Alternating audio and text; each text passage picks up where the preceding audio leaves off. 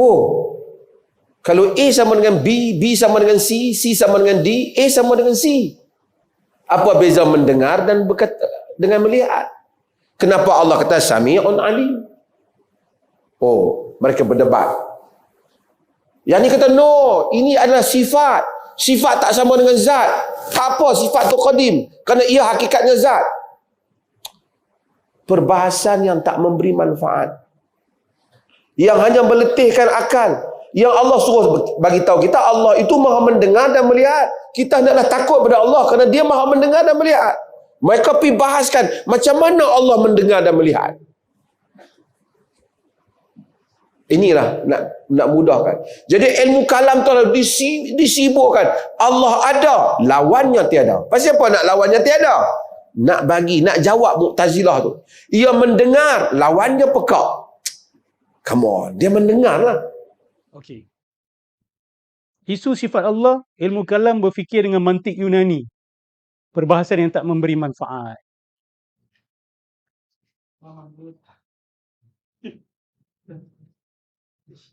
Okey.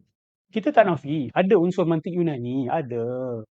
Dalam banyak keilmuan Islam ada. Isu dia apa sebenarnya? Isu dia adalah mantik Yunani itu salah ke apa? Apa sebenarnya? We have to be very clear. Apa yang diisukan? Oh, ilmu kalam banyak sangat pakai akal. Banyak sangat tu macam mana tu? Mana level banyak sangat tu?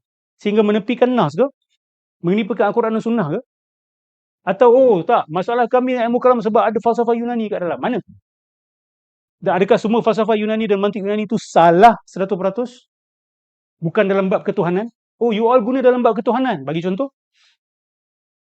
Bagi contoh, doktrin yang kami guna daripada falsafah Greek, yang kami gunakan dalam perbahasan ketuhanan yang tidak melalui proses penapisan. Yang kami main cut and paste macam tu saja. So, what is the issue actually? Kalau you nak buang semua mantik Yunani habis. Semua buku kena remove, ta'rif. Sebab ta'rif tu asasnya adalah daripada sejak bila mula ta'rif? Ta'rif mengikut sistem. Ustaz, Ya. Ana ada dengar lah sama Syekh ni dia cerita. Zaman dulu, masa zaman Mu'tazilah duduk bergaduh dengan Asy'ariyah ni, dengan ahli sunnah lah. Setengah ahli sunnah ni dia, cara dia jawab Mu'tazilah, tak payah fikir lah, tak payahlah, tak payah nak pakai akal sangat. Jadi benda-benda ni Mu'tazilah gunakan untuk troll geng-geng ahli sunnah. Sebab korang ni, korang cakap tak payah pakai akal, tak payah pakai akal. Jadi benda tu menghina diorang. Korang kalah kan sebenarnya? Yes. Itu point dia. Mu'tazilah guna You point kalah. tu untuk merendah-rendahkan ahli sunnah. Takkan ahli sunnah diam. Mu'tazilah bawa hujah akliyah. Lepas tu sebahagian ahli sunnah kata jangan layan mereka. Pulaukan mereka. Bila pulaukan dia orang ni, dia orang diam ke? Dia orang dapat sokongan daripada kerajaan. Dia ada satu gerakan penterjemahan kitab. That means it's funded by it is a multi-million dollar project tau. Boleh ke kita kata jangan layan mereka? Contoh gerakan-gerakan liberal yang funded by governments around the world. Should you say, oh kita jangan ignore mereka saja. Nanti mereka akan hilang. Itu strategi yang salah. Adakah mereka hilang? Adakah mereka melemah? Tidak. Mereka semakin bersemangat. Mereka buat.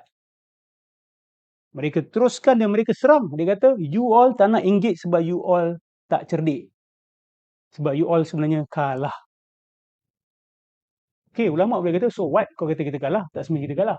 Tapi orang awam bila dengar balik, betul lah, dia tak boleh jawab. Dia tak boleh respon.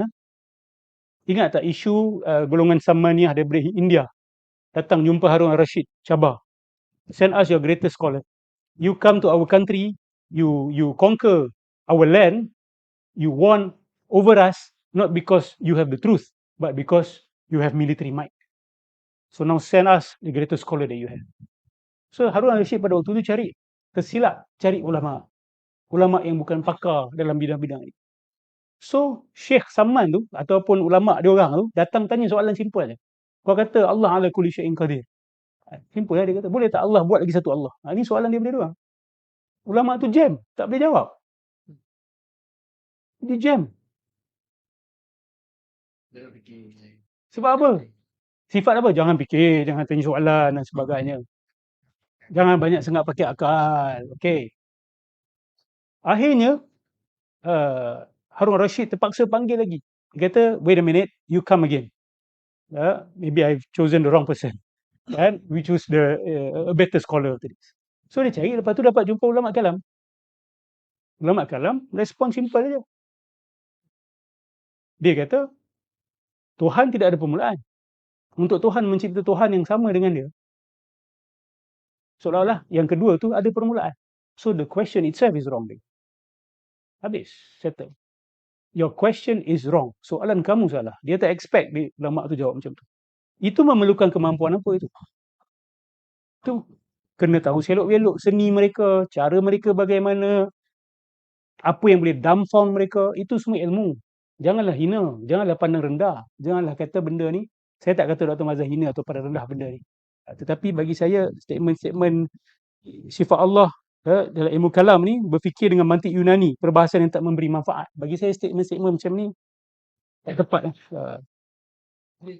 Dan kalau kita tengok Ibn Taymiyah juga berkalam dalam isu sifat ni.